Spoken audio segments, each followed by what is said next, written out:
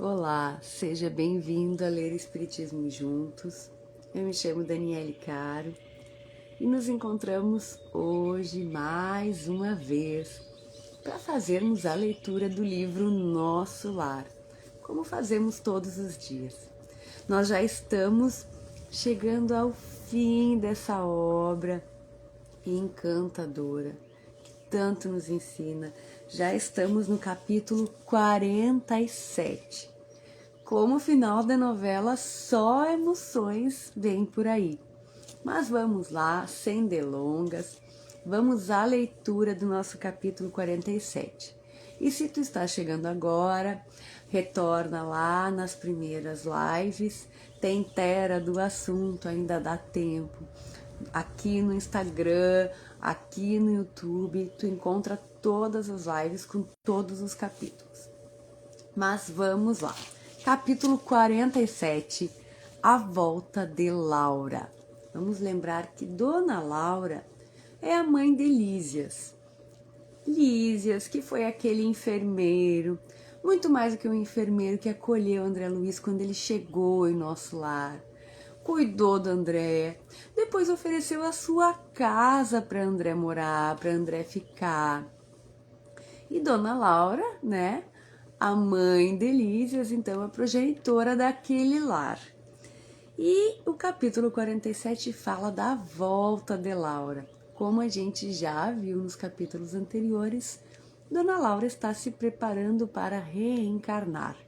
Vamos ver então o que nos conta André Luiz neste capítulo. Não só minha mãe se preparava para regressar aos círculos terrenos. Nós vimos no capítulo anterior que André Luiz se encontrou com a mãezinha que contou para ele que ia reencarnar também. Então, Dona Laura e a mãezinha de André Luiz estão se preparando. Também a senhora Laura encontrava-se em vésperas do grande cometimento. Avisado por alguns companheiros, aderi à demonstração de simpatia e apreço que diversos funcionários, particularmente do auxílio e da regeneração, iam prestar à nobre matrona, por motivo de sua volta às experiências humanas. Realizou-se a homenagem afetuosa na noite em que o Departamento de Contas lhe entregou a notificação do tempo global de serviço na colônia. Olha só, então André Luiz está nos contando que Dona Laura está se preparando para reencarnar e que ela recebeu ali uma honraria, uma notificação por todo o tempo de trabalho dedicado na colônia Nosso Lar. Mas vamos lá, vamos prosseguir. Não é possível traduzir em letras comuns a significação espiritual da festa íntima. Povoara-se a encantadora residência de melodias e luzes. As flores pareciam mais belas. Numerosas famílias foram saudar a companheira, prestes a regressar. Os visitantes, na maioria, cumprimentavam-na carinhosas, ausentando-se sem maiores delongas. No entanto, os amigos mais íntimos lá permaneceram até alta noite. Tive, assim, ocasião de ouvir observações curiosas e sábias. Olha só, vamos dar uma paradinha aqui. O que André está nos... André Luiz faz isso muito bem, de descrever as situações, os lugares, que são até conhecidos nossos, né? Não são indiferentes essas situações. Aqui é como Dona Laura recebendo um título. Onde está a diferença? Onde André Luiz consegue nos mostrar a diferença? Nas pequenas nuances, de como as pessoas se portam, de como os espíritos, né, no caso, se recebem. É como as comemorações, né, os eventos que nós conhecemos, que nós participamos, de receber prêmios, honrarias. Qual a diferença? não há problema nestes eventos, nessas comemorações. A questão é que nós, muitas vezes, por conveniência, acabamos prestando honraria e méritos a pessoas que não merecem, né? No caso aqui é tão bonito, a gente vai ver que é tão emocionante, por quê? Porque é verdadeiro. Dona Laura realmente merece esse gesto de carinho. Então não tem problema, né? Dar a devida homenagem, se for verdadeiro, se não for demasiado, né? É isso que André vem até nos ensinar, porque muitas vezes, até no meio espírita, a gente tende a não pode elogiar, não pode falar, né?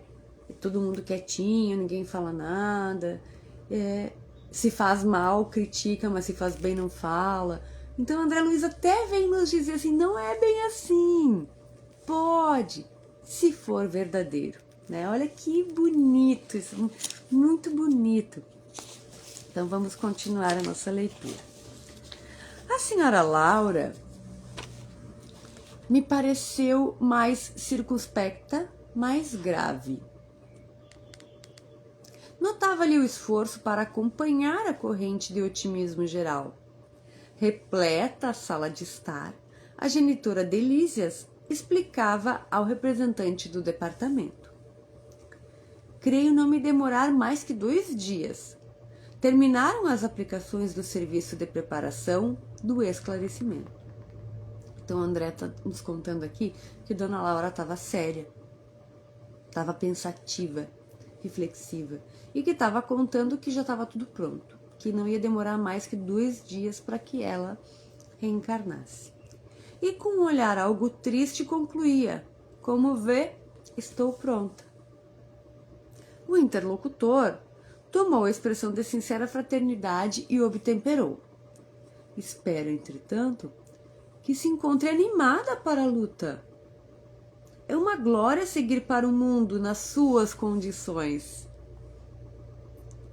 Milhares e milhares de horas de serviço a seu favor, perante a comunidade de mais de 1 milhão de companheiros. Além disso, os filhinhos constituirão seu belo estímulo à retaguarda. Então, o que o ministro fala aqui para Dona Laura? Eu espero que, porque ela falou, como vê, tô pronta, né? Meio triste, como o André Luiz nos conta. E aí o ministro vai dizer assim, eu espero que tu esteja feliz, porque olha só as condições em que tu vai reencarnar. Milhares de horas trabalhadas nessa comunidade aqui que ele se refere lá em Nosso Lar, né? Com essa comunidade com mais de 1 milhão de espíritos, né? Onde tu pôde cooperar, né? Olha só como tu estás indo bem preparada. E além disso, a tua família que fica, né? O Lísias, as outras filhas, né? Tu tá indo muito bem, espero que tu esteja feliz. E aí ela vai dizer: tudo isso me reconforta, exclamou a dona da casa, sem disfarçar a preocupação íntima. Mas devemos compreender que a reencarnação é sempre uma tentativa de magna importância. Reconheço que meu esposo me precedeu no enorme esforço e que os filhos amados serão meus amigos de todo instante. Contudo, então Dona Laura está dizendo que sabe, né, que ela está feliz, mas que ela pensa na responsabilidade que é reencarnar. E que ela sabe que o esposo já está reencarnado, né, que está esperando por ela, que os filhos são espíritos que estão bem, que vão ficar na retaguarda, zelando por ela. Contudo, né, ela tem ali as reticências. E aí continua o diálogo. Ora essa, não se deixe levar por conjecturas, atalhou o ministro Genésio. Precisamos confiar na proteção divina e em nós mesmos. O manancial da providência é inesgotável. É preciso quebrar os óculos escuros que nos apresentam a paisagem física como exílio amarguroso. Não pense em possibilidades de fracasso. Mentalize sim as probabilidades de êxito. Além do mais, é justo confiar alguma coisa em nós outros, seus amigos, que não estaremos tão longe no tocante à distância vibracional, distância vibratória. Pense na alegria de auxiliar antigas afeições. Pondere na glória imensa de ser útil. Bom, vamos dar uma paradinha aqui. Eu até tinha marcado, porque eu achei genial essa frase. É preciso quebrar os óculos escuros que nos apresentam a paisagem física como exílio amarguroso. Bom, isso serve, imagina, o ministro Genésio está falando isso para Dona Laura, que a gente precisa desfazer essa sensação, até isso que foi se criando de que estar reencarnado é ruim, de que a gente está sempre pagando, que é uma pena, que é um castigo que a gente vai sofrer, porque senão nós vamos virar espíritas que acreditam, né, ali somente no céu e no inferno, né? E não é disso que se trata. Nós que estamos aqui começando os nossos estudos na doutrina espírita, sabemos que Deus é bom e justo, né? Então, é justo e bom na mesma medida. Então, não há um formato de terra castigo. Nós vamos ter provas, ter expiações, mas junto disso a misericórdia divina. Então é preciso tirar os óculos escuros de que estar reencarnado é só tormento, né? É só castigo, é só prova. Se está falando aqui para eles, também se emprega a nós, né? Então a gente precisa olhar a vida com outros olhos, olhar essa existência com outros olhos. E ele está falando aqui também, o ministro Genésio, né, que eles vão estar todos ali amparando, né? Ela não vai estar sozinha, tudo que ela construiu não vai se apagar porque ela reencarnou. Ela tem que confiar, né? E vamos continuar então. Sorriu a senhora Laura, parecendo mais encorajada, e asseverou: tenho solicitado o socorro espiritual de todos os companheiros, a fim de manter-me vigilante nas lições aqui recebidas. Bem sei que a terra está cheia de grandeza divina. Basta recordar que o nosso sol é o mesmo que alimenta os homens. No entanto, meu caro ministro, eu tenho um receio daquele ouvido temporário em que nos precipitamos. Sinto-me qual enferma que se curou de numerosas feridas. Em verdade, as úlceras não mais me apoquentam, mas conservo as cicatrizes. Bastaria um leve arranhão para voltar à enfermidade. Então, Dona Laura está explicando qual o receio dela. Ela tem o receio do esquecimento, de que ela caia de novo nos erros antigos, né? Que são as cicatrizes, como ela fala aqui, que ela teme que qualquer machucado reabra. Quer dizer, que estando reencarnada, ela volte a cometer os mesmos erros que tanto lhe custaram. O que está se passando com Dona Laura nada mais é do que o peso da responsabilidade de quem amadureceu. E tá tudo bem. Importante, né? Importante quando a gente vai assumir um novo propósito, que a gente tenha responsabilidade, mas que seja na medida certa para que este peso não nos trave e, inclusive, não nos impeça de ver a beleza da experiência, né? Porque isso acontece. Muitas vezes a gente não vive a beleza de uma experiência pelo peso da responsabilidade que nós colocamos nela de forma errônea, né? Por isso que muitas vezes a gente fala ou a gente lê em algum lugar, vamos viver a vida. não é viver sem responsabilidade, mas sim olhar com os olhos na medida certa, na coloração correta, né? Para que a gente não dê peso demasiado e nem menos, né, do que as coisas precisam ter. Mas vamos lá, vamos prosseguir na nossa leitura.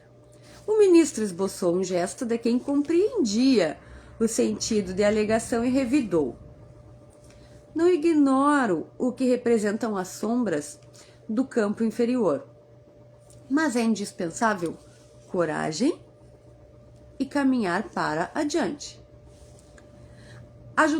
Ajudá-la-emos a trabalhar muito mais no bem dos outros que na satisfação de si mesma. O grande perigo, ainda e sempre, é a demora nas tentações completas do egoísmo. Então o ministro está dizendo, não te preocupa que nós vamos te ajudar, para que teu foco seja nos outros e não em ti. Porque quando, mais uma vez, a questão é a medida. Porque nós nos perdemos quando nós perdemos o equilíbrio. Quando o foco está mais em nós do que no restante, a gente se torna egoísta e a gente se perde. Quando o foco está só nos outros e não em nós, a gente também se perde, né? Isso que o ministro com muita sabedoria está falando. E está dizendo, tu tem mérito, Laura, né? Por tudo que tu trabalhou, nós vamos estar aqui te chamando para o caminho caso tu tenha a tendência a de perder e ficar muito egoísta, cuidar só de ti mesmo, né? Isso que o ministro está explicando para ela. Aqui tornou a interlocutora sensatamente. Contamos com as vibrações espirituais da maioria dos habitantes educados, quase todos nas luzes do Evangelho Redentor. E ainda que velhas fraquezas subam à tona dos nossos pensamentos, encontramos defesa natural no próprio ambiente. Na Terra, porém, nossa boa intenção é como se fora bruxuleante luz num mar imenso de forças agressivas. Então, Dona Laura tá ali, ó, tentando explicar o porquê que ela tá com receio de reencarnar. Ela diz que ali todo o ambiente é propício, os habitantes, né? Mesmo que a gente tenha as nossas inclinações, as nossas fraquezas, tu tá num ambiente em que tu acaba sendo encaminhado para o bem. Mas na Terra, reencarnado, não é assim. E esse é um dos receios que ela tem também. Aí vai dizer, não diga isso, atalhou o generoso ministro. Não dê tamanha importância às influências das zonas inferiores. Seria armar o inimigo para que nos torturasse. O campo das ideias é igualmente campo de luta. Toda a luz que acendemos, de fato, na Terra, lá ficará para sempre, porque a ventania das paixões humanas jamais apagará uma só das luzes de Deus. Então o ministro, com muito amor, puxa a orelha de Dona Laura dizendo assim, ó, o que tu tá fazendo com esses pensamentos é armando o inimigo para te derrubar, porque tu tá dando muita importância pro que não tem. Tudo bem que lá na Terra exista, que a gente fica mais vulnerável, né, quando tá reencarnado, mas não é tudo isso, porque contra as forças de Deus nada pode, né? E aí fala, tudo que tu construir em nível mental de fortaleza, de boas ideias, são as tuas armas. Porque, olha só, toda a luz que acendemos de fato na Terra, enquanto estivermos aqui, lá ficará para sempre, plantado, né, para o nosso ambiente mental e para os outros, porque a ventania das paixões humanas jamais apagará uma só das luzes de Deus. Então, tudo que a gente pensar e fizer de bom, não tem mal que desfaça. É mais forte, né? É de Deus, é da lei. A senhora pareceu despertar mais profundamente em face dos conceitos ouvidos. Mudou radicalmente a atitude mental e falou, cobrando novo alento. Então ela se reorganizou, né? Estou convencida agora de que sua visita é providencial. Precisava levantar energias. Faltava-me essa exortação. É verdade. Nossa zona mental é campo de batalha incessante. É preciso aniquilar o mal e a treva dentro de nós mesmos. Surpreendê-los no reduto a que se recolhem, sem lhes dar a importância que exige. Sim, agora compreendo. Isso também tinha marcado, vou deixar aqui o meu marcador, porque essa frase é essencial. Não só para Dona Laura lá que estava se preparando para reencarnar, mas para nós. Eu até vou reler para que a gente fique com essa ideia fixada, porque são estas ideias que têm que ficarem fixadas nas nossas mentes, não as más. Estou convencida agora, se ela fala de que a visita dele era essencial. Nossa zona mental é campo de batalha incessante. É preciso aniquilar o mal e a treva dentro de nós mesmos, surpreendê-los no reduto a que se recolhem. Então, é necessário colocar o mal, os maus pensamentos, no lugar em que eles têm que estar. Reduzi-los ao tamanho em que eles são. Não é que eles não existam, estes maus pensamentos, que a maldade não exista, existe. Mas a gente precisa dar a elas o tamanho que elas têm, né?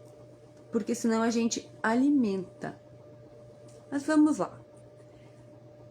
Genésio sorriu satisfeito e acrescentou: dentro do nosso mundo individual, cada ideia é como se for uma entidade à parte. Olha que interessante. É necessário pensar nisso. Nutrindo os elementos do bem, progredirão eles para a felicidade, para a nossa felicidade. Constituirão nossos exércitos de defesa. Todavia, alimentar quaisquer elementos do mal é construir base segura para os nossos próprios verdugos. O ministro Genésio fala que cada um de nós é como um mundo, né? E cada pensamento é como um indivíduo dentro desse mundo. Cada ideia que vem é como um ser. Ele vai ter a importância que a gente der para ele. São como as pessoas, os amigos que a gente tem. Cada um vai ter a importância que a gente der para ele. Se eu tenho um amigo que não é bom para mim, mas se eu passar o dia inteiro com ele, como é que eu vou ficar? Se eu tenho um amigo que é muito bom, mas eu não ligo para ele, eu não saio com ele, eu prefiro andar com o ruim, as escolhas são minhas. Se eu botar o inimigo dentro da minha casa, o que vai me acontecer? Se eu botar uma pessoa boa dentro da minha casa, que resultados eu vou ter? Com as ideias é a mesma coisa. É uma metáfora belíssima, tão simples quanto verdadeira. E que a gente pode aplicar agora na nossa vida. Essa é a beleza dessas obras do André Luiz para nós. A gente consegue aplicar. Se a gente sair do romanceio, né? A gente já conversou sobre isso em alguns capítulos anteriores. Então, as ideias são como pessoas. E nós somos como um mundo. Eu sou um mundo e as minhas ideias são como pessoas. Eu escolho quem eu quero que fique no meu mundo e quem eu quero que saia. Olha que beleza. A essa altura, o funcionário das contas observou: e não podemos esquecer que Laura volta à Terra com extraordinários créditos espirituais. Ainda hoje, o gabinete da governadoria forneceu uma nota ao Ministério do Auxílio recomendando aos cooperadores técnicos da reencarnação o máximo cuidado no trato com os ascendentes biológicos que vão entrar em função para constituir o novo organismo da nossa irmã. Vamos continuar. Ah, é verdade, disse ela. Pedi essa providência para que não me encontre demasiadamente sujeita à lei da hereditariedade. Tenho tido grande preocupação relativamente ao sangue. Repare, disse o interlocutor solícito, que o seu mérito em nosso lar é bem grande, porquanto o próprio governador determinou medidas diretas. Não se preocupe, portanto, minha amiga, exclamou o ministro Genésio, sorridente. Terá ao seu lado inúmeros irmãos e companheiros a colaborarem no seu bem-estar. Graças a Deus, disse a senhora Laura, confortada. Faltava-me ouvi-lo, faltava-me ouvi-lo. Olha, aqui vem uma informação nova pra gente, né? O funcionário das contas, né? Alguém que estava ali presente na reunião, participou do diálogo dizendo que tudo havia sido preparado tecnicamente para que biologicamente Dona Laura tivesse pouca influência da hereditariedade. Não fala exatamente no que, né? Não explica. Mas dá a entender que ela vai bem saudável. Porque como ela é um espírito aqui trabalhador, tá bem desenvolvida, tá bem segura, esse perispírito tá bem cuidado, né? Ela não precisa sofrer ali com as questões da hereditariedade. Para resumir, ela vai ter, por mérito, como fala aqui, por mérito, ela tá indo ela vai receber uma boa saúde, um corpo bom, tá tudo legal, né? Por mérito, como fala aqui, ela vai sofrer pouca influência da hereditariedade. Tudo na parte técnica foi bem cuidado, tá? Isso nos próximos livros a gente vai entender um pouco melhor. Mas sim, o que é importante que a gente entenda aqui é que até isso a gente pode ter influência, dado o nosso mérito, né? Claro que se a gente vem numa reencarnação em que a gente não tem condições de dar muitas opiniões, aí a gente fica mais sujeito às questões hereditárias, né? Enfim, cenas para os próximos capítulos, mas vamos seguir aqui neste aqui. O que basta saber é que Dona Laura, por mérito, estava muito bem amparada, vai receber um corpo bem saudável, né? Ela disse que estava preocupada com as questões de sangue, mas deixaram ela bem tranquila que tudo que ela pediu foi aceito, por mérito, né? Não porque ela queria vir bonita, não se trata disso, mas com um corpo saudável o suficiente que ela pudesse cumprir a missão dela aqui, que é muito mais focado na ajuda ao próximo, né, do que nela mesma, como a gente já viu. Mas vamos seguir. Lísias e as irmãs, às quais se unia agora a simpática e generosa Teresa, manifestaram alegria sincera. Minha mãe precisava esquecer as preocupações, comentou o abnegado enfermeiro do auxílio. Afinal de contas, não ficaremos aqui a dormir. Tem razão, aduziu a dona da casa. Cultivarei a esperança, confiarei no Senhor e em todos vocês. Em seguida, os comentários voltaram ao plano da confiança e do otimismo. Ninguém comentou a volta à terra, senão como bendita oportunidade de recapitular e aprender para o bem. Ao despedir-me, alta noite, a senhora Laura disse-me em tom maternal: amanhã à noite, André, espero igualmente por você. Faremos pequena reunião íntima. O Ministério da Comunicação prometeu-nos a visita do meu esposo. Embora se encontre nos laços físicos, Ricardo será trazido até aqui com o auxílio fraternal dos companheiros nossos. Além disso, amanhã estarei a despedir-me. Não falte. Então, Lísias e as irmãs, né, as filhas ali da dona Laura, estavam todos reunidos, contentes, né, auxiliando a mãe, dizendo que a gente vai, dizendo mais uma vez, nós vamos estar aqui, vai tranquilo. Então, a Dona Laura convida para que André retorne no próximo dia à noite, porque o marido dela vai ser trazido em desdobramento, né? Para que eles se encontrem. E André está convidado para essa reunião. Olha só o que nos espera no próximo capítulo, né? E através do Ministério da Comunicação, como ela fala aqui. Então ela convida André para que retorne na próxima noite. E a última frase diz assim: agradeci comovidamente, esforçando-me por ocultar as lágrimas das saudades prematuras que me despontavam no coração. Então André já está emocionado, já está sentindo saudade de Dona Laura. E vamos lembrar aqui que não é exagero, porque André Luiz, Dona Laura foi a mãezinha de André Luiz ali até que ele pudesse encontrar, né, a sua mãe, que está em esferas superiores. A mãe de André Luiz está em esferas superiores, não reside em nosso lar. Então a mãezinha de André Luiz veio em nosso lar, foi Dona Laura. Então ele já está emocionado com todo aquele ambiente, né?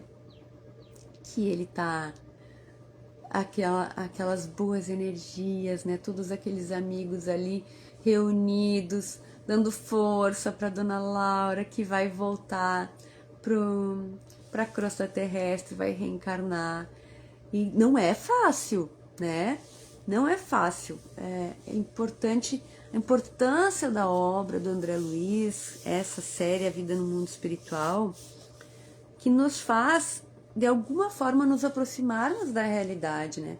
Tanto do desencarnar quanto do reencarnar, né? Então, tudo muito lindo. Estamos chegando ao fim, né? Ainda tem mais 4 capítulos, mas já estamos começando a nos emocionar com o André, com a Dona Laura, com a mãezinha deles que vão reencarnar. Gratidão por hoje, gratidão à espiritualidade que nos acompanha. Fiquem com Deus. Até amanhã, se Deus quiser. Que assim seja.